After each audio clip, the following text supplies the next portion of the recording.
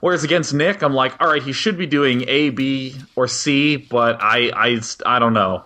And I just feel a lot more uncomfortable when playing against him than against most players. Well, we hope to see him play more soon, because last time I saw an official VOD with him was when he, well, not to bring home the hurt again, but defeated you in the HGH Invitational tournament. He punched me right in the face, yeah. Well, that's what brothers do. So we'll hope to hear more from him, and it would be very great indeed to interview him about it as well. So I'll definitely ask, and maybe he's interested. Yeah. But before rounding this interview off, I'd like to ask you for some just quick words, impressions, when I mention a few well-known names that viewers of this cast will be aware of. Just general thoughts and feelings about some major players out there. Starting off with the Germanic menace, TheLittleOne. Oh, love LittleOne. Okay, so I'm not going to lie. I think that perhaps my favorite part about TheLittleOne is just how unbelievably nice of a human being he is. Because, I mean, it's so easy when there's someone who is so talented at anything to view them as almost this godlike force, Like, for instance, if I met, who's a famous celebrity? I don't know. Lady Zac Gaga. Efron. Yeah, Lady Gaga. Why did I choose Zac Efron? Oh, man. Yeah, if I, met Lady Gaga, you kind of, there's this almost inherent intimidation you feel, but LittleOne breaks that down really fast just by being such a really nice, friendly person. And then once you get past this nice, friendly person, you realize that he's actually a terrifying, creative beast at Starcraft 2. And, I mean, just having conversations with him just makes your brain light up at all the possibilities that you never thought about with Starcraft 2.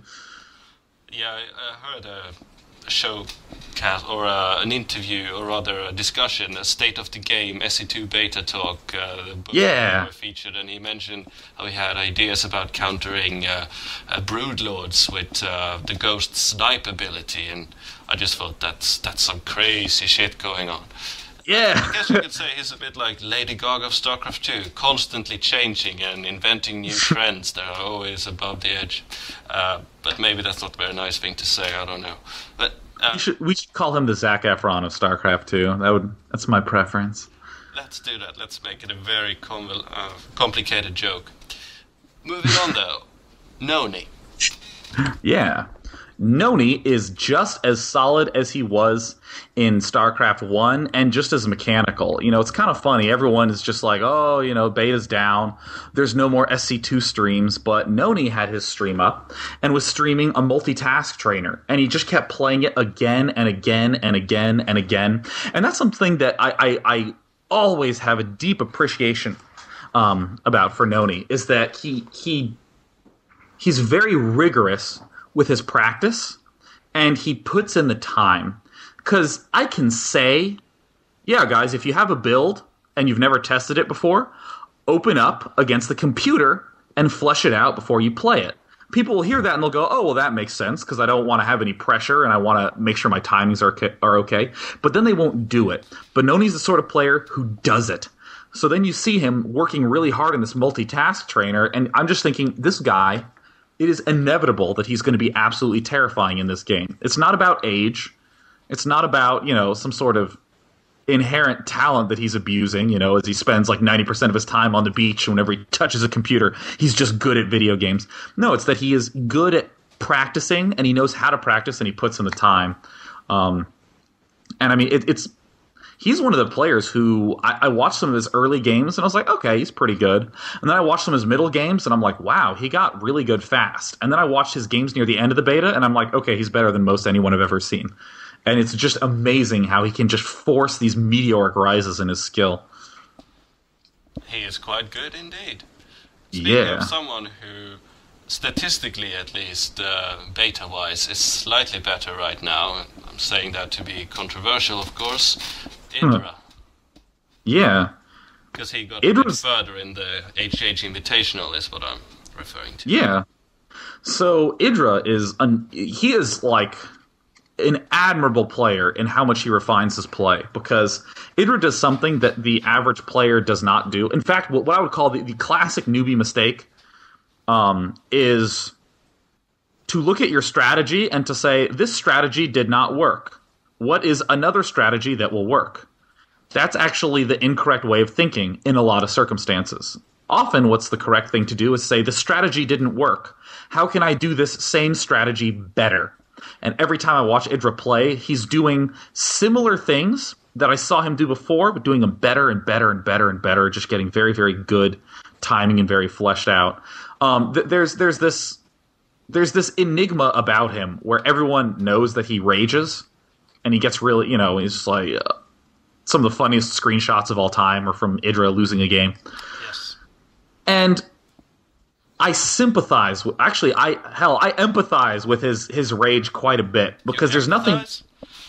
Well, I don't empathize with the typing. I hate the typing. I definitely think he should stop doing it.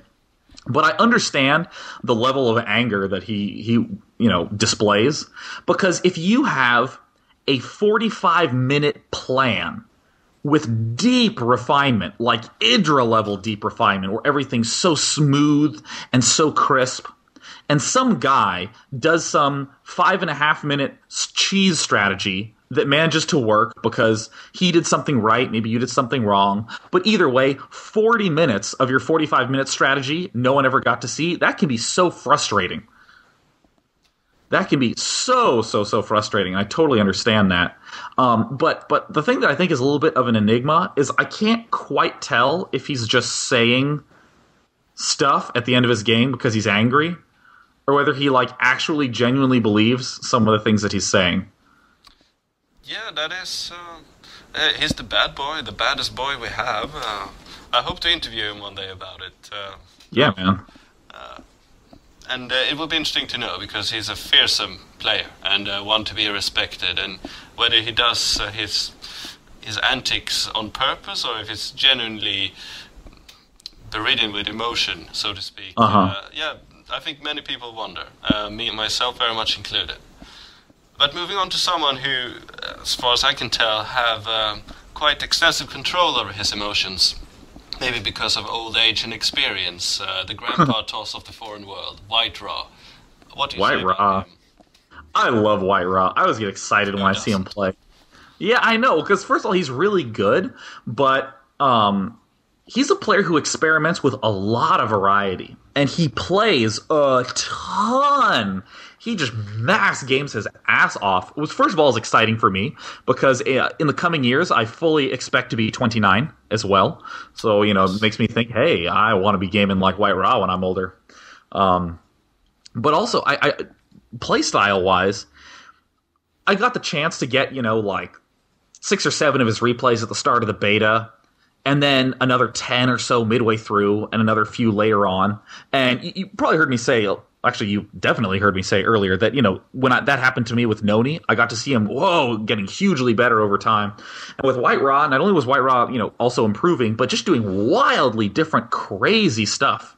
Just insane, cool stuff. And he, honestly, I think is a real pioneer in terms of the mid to later stages of the game about what should be standard as Protoss. He does this hilarious shit where he gets a gentle lead over a Terran player, or perhaps not even a lead. Perhaps it's just that the Terran player is forced into being immobile. So this Terran, has a lot of siege tanks and is playing passively. And White Raw will stop everything, get 5 Stargates, and just start massing Void Rays with speed. And then, he just has been doing this in, a lot of the PvTs I watch. He'll open up with something. It, changes from game to game. But every so often... with increasing frequency, you'll see him just stop everything, build 2 to 3 Stargates, and just start getting Void Rays with speed and the upgrade. And that's a cool standard that I hadn't seen a lot of players do in the later periods of PvT. But it's something that you see out of White Raw, because again, he mass games so much and starts finding these little abuses and thinks, well, if I'm playing 60 games in the next few days, let me play around with this. So it's always fun to see the variety he comes up with. He's one of the more creative players I've gotten the delight to cast. Definitely he is. He is the closest thing to a Slayer's boxer we have, and That's not bad at all.